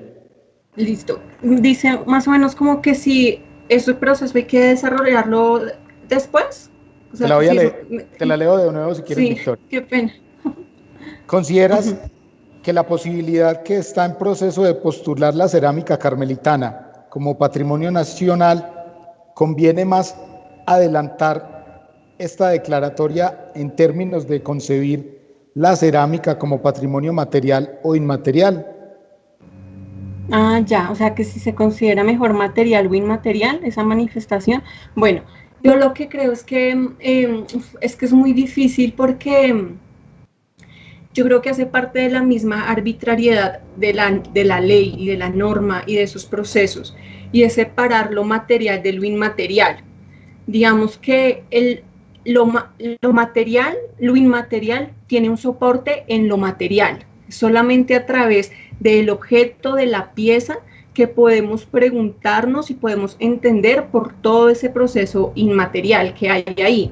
Entonces, digamos que a mí me cuesta un poco como también, o sea, es una pregunta que yo tengo, porque a mí me cuesta saber cómo, bueno, se sabe que el interés por declarar la decoración siempre ha sido como patrimonio inmaterial. Pero entonces también hay veces yo me he preguntado, ¿será que en algún momento buscan declarar como patrimonio material, digamos, la cerámica? Sin embargo, yo considero que la cerámica, justamente, que es la producción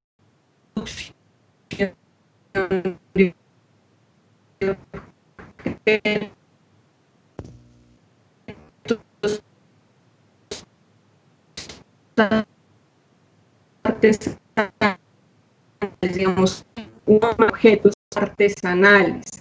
Entonces, en ese sentido, la cerámica como pieza material, para mí, estaría siendo valorada también como un proceso de patrimonio inmaterial.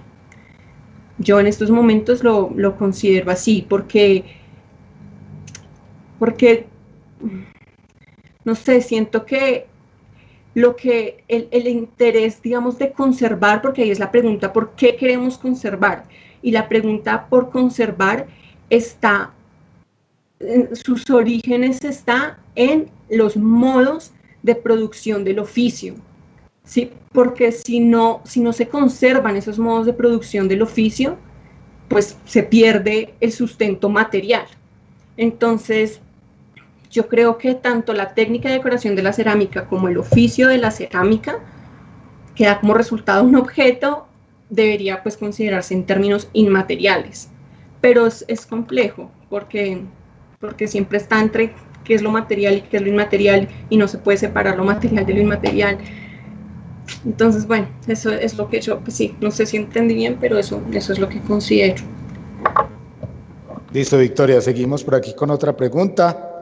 Nos pregunta Luis Miguel Pantoja Rojas, ¿cuál consideran que es el punto medio entre la responsabilidad económica sin llegar a un posible riesgo de perder los métodos tradicionales de creación? Uh-huh.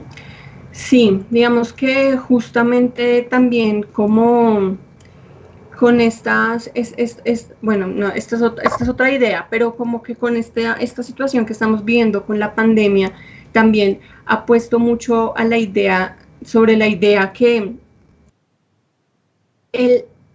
los procesos de gestión, de divulgación del patrimonio no pueden estar orientados únicamente hacia el turismo, por ejemplo, sino que deben generarse procesos internos de circulación, de protección, de divulgación y de disfrute de esa manifestación dentro de la misma comunidad. Entonces, digamos que como se ha considerado el fomento y la divulgación del patrimonio desde ese ámbito turístico que provee de mayor sustento económico, que genera mayores ingresos, que el turista de afuera es quien viene y quien disfruta del oficio y de la decoración. Siento que justamente todos estos procesos de conservación y de protección del oficio deben estar orientados a generar una economía y un consumo interno del oficio, y pues sí, el oficio como elemento pues patrimonial. Listo. Bueno, tenemos por aquí otra pregunta que nos hace Julián David Trujillo Moreno. Un saludo para Juli, que está ahí siempre conectado y que siempre nos ve. Además, Julián es músico y también le ha cantado a la cerámica, ahorita que mencionabas que se ha escrito, se ha cantado sobre cerámica, ¿cierto?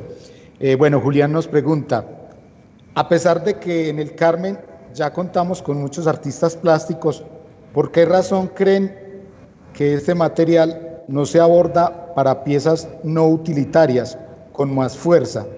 ¿Creen que se debe al lastre de la tradición utilitaria o a la fragilidad del barro como materia prima para la escultura, por ejemplo? Yo creo que hay una herencia y como una tradición pues que se mantiene, y es justamente como ese interés también que hay alrededor de que la cerámica o la loza reúne a la familia y la reúne en torno a la comida, al alimento, a esta idea de que no estamos, digamos, solamente alimentándonos de un producto, pues un alimento, sino de historias y bueno, toda esta idea. Sin embargo, entonces hay esta tradición que se mantiene. Sin embargo, pues yo no sé mucho tampoco en realidad de otros procesos que se estén realizando, pero sí he visto que en los últimos años ha tratado de salirse de esta tendencia utilitaria para producir otros objetos de tipo pues de pronto más artístico, más plástico, y es, por ejemplo, si digamos que esto no es algo que se desarrolle en todos los talleres, pero por ejemplo poner en las placas, si esto no tiene pues mucho arte detrás como lo que está queriendo decir Alejandro, pero si es un uso no solamente utilitario, sino por ejemplo estas plaquitas que se le ponen en las casas o las baldosas de los pisos también. Hablar de por ejemplo, en términos estéticos, hablar de una calle de la cerámica o hablar de la calle de las arcillas. Eso también ha generado pues otros lenguajes y otros referentes visuales y estéticos. Pero sí, digamos que está muy concentrado sobre el uso utilitario de la loza, aunque se han generado estas otras pocas ideas por los lados. Bueno, Victoria, ahora sí ya nos acercamos al final. agradecerle a todas las personas que estuvieron ahí conectadas, que nos estuvieron escribiendo todas esas preguntas. Vamos a despedir con la última pregunta, que era la segunda pregunta que teníamos ahí pendiente de nuestro director Jason, y esa pregunta dice así: ¿cómo podría un reconocimiento de este tipo incluir las nuevas exploraciones de la cerámica y la decoración que en la actualidad se están desarrollando en el municipio? Yo creo, y yo la interpreto, pues, es que lo que Jason, pues, digamos, de cierta manera nos quiere preguntar, Victoria, es cómo podemos incluir en todo este tema de patrimonialización, de visibilización, de declaratoria, etcétera, no solamente a la decoración tradicional, sino también a esos nuevos procesos, y hacerle un reconocimiento a esas nuevas exploraciones de decoración y de cerámica que se viene desarrollando en el municipio. Sí, bueno, justamente esa es otra de las dificultades de los procesos de patrimonialización, y es la pregunta por la tradición. ¿Qué es lo tradicional? ¿Y qué es lo que consideramos como identitario? Entonces, se considera que la decoración del Carmen, bueno, no la decoración, sino la producción de cerámica del Carmen es tradicional por las vajillas que se producen, porque es un legado histórico que tiene más de 118 años, que se ha transmitido de generación en generación. Es eso lo que consideramos como tradición, como patrimonio, como sujeto a ser conservado. O también consideramos que las nuevas propuestas, que las nuevas formas de apropiarse del oficio, que las nuevas formas de creación hacen parte también de ese patrimonio. Entonces, en el caso de las personas que decidan desarrollar o implementar, poner en marcha, pues, este proceso, eso es lo que hay que poner en discusión y que hay que poner sobre la mesa. Y ahí es donde diferentes actores tienen que estar involucrados, porque entonces no son, por eso yo hablaba de las diferentes escalas y niveles de responsabilidad. Está claramente las personas que llevan, pues, 80 años trabajando en el oficio, pero también es muy importante las personas que están apropiándose y están creando nuevos procesos.